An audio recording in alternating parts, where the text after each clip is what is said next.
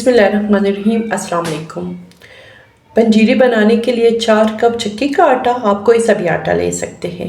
4 table spoon oil, 1 अंडा, चुटकी भर सोडा और शीरा मैंने शक्कर की बनाई, आप चीनी से भी बना सकते हैं और गुड़ से भी बना सकते हो। तो अभी आटा मैं गूंदने लगी हूँ, तकरीबन रेडी है। तो देखते हैं ये रेसिपी। ये अच्छी तरह गूंद लिया है इसको। अब इसको आधे घंटे के लिए रेस्ट दे देंगे। जब तक रेडी होती है आटा, हम ड्राई फ्रूट्स फ्राई करेंगे। इसको रेस्ट दे दिया आधे घंटे के लिए। पहले हम थोड़ा सा गूंद लेंगे, इसको फ्राई करेंगे अच्छी तरह। पंजीरी की ये रेसिपी मेरी अम्मी से मैंने सीखी है, जो सालों यही रेसिपी बनाते हैं। सर्दियों में डेली हम सुबह नाश्ते में भी इसको यूज़ करते हैं और रात को दूध के साथ भी इस पंजीरी को। इसके बहुत सारे फ़ायदे हैं। कोन को फ्राई होने में थोड़ा सा टाइम लगता है, इसलिए पहले इसको फ्राई करेंगे।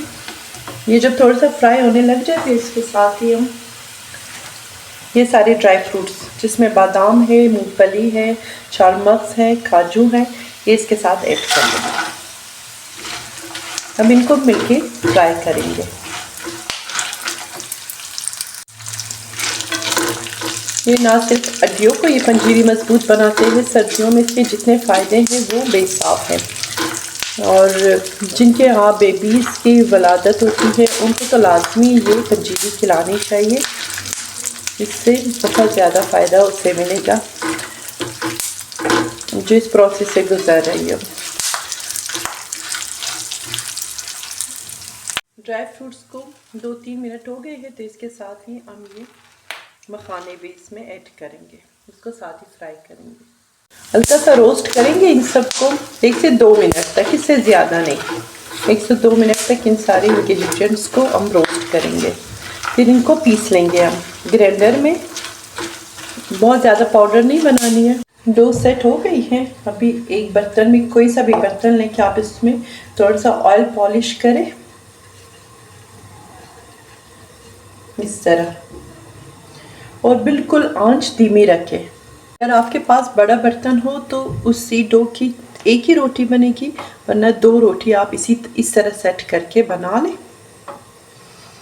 2 रोटियां वरना बनेगी। ऑयल पॉलिश करें इस तरह।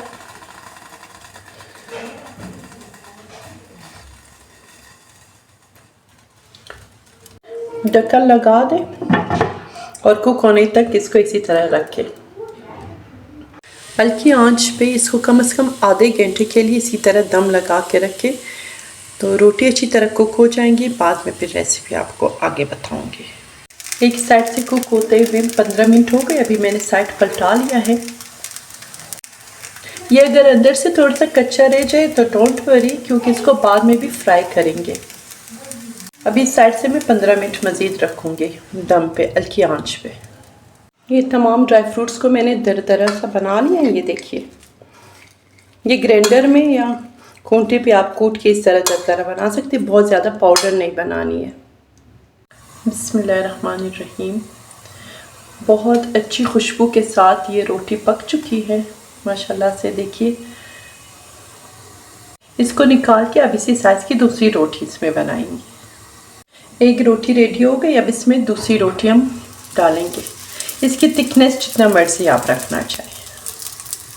ये रोटी बेक हो गई है। बेक्ड रोटी को हम छोटे छोटे पीसेस करेंगे। इसके बाद इनको ग्राइंडर में पीस लेंगे।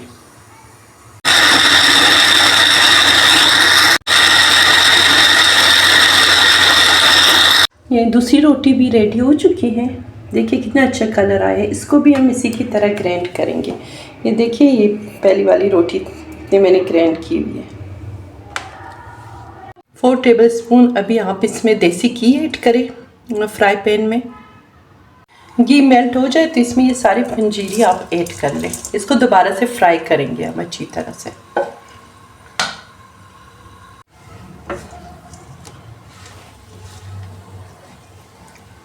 ये देखिए अच्छी तरह से ये इसको हमने फ्राई करनी है दोबारा से घी में। इससे इसका टेस्ट बहुत अच्छा हो जाएगा। एक तो फ्राई करने से ये थोड़ा सा जो कच्चापन नज़र आता है ना, ये भी फ्राई हो जाएंगे। बेक करने से जो थोड़ा सा कच्चापन रह जाता है। हल्की आंच पे आपने इसको 10 से 15 मिनट तक फ्राई करनी है। इस स्टेज पे हम ये सारे ड्राई फ्रूट्स इसमें ऐड करेंगे जो हमने पहले फ्राई किया था।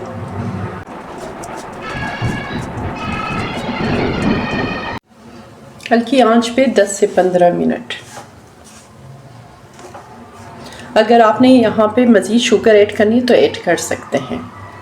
टेबल स्पून इलायची पाउडर ऐड करें। इलायची पाउडर से इसका टेस्ट मज़ीद अच्छा हो जाएगा, खुशबू अच्छी हो जाएगी इसकी पंजीरी की।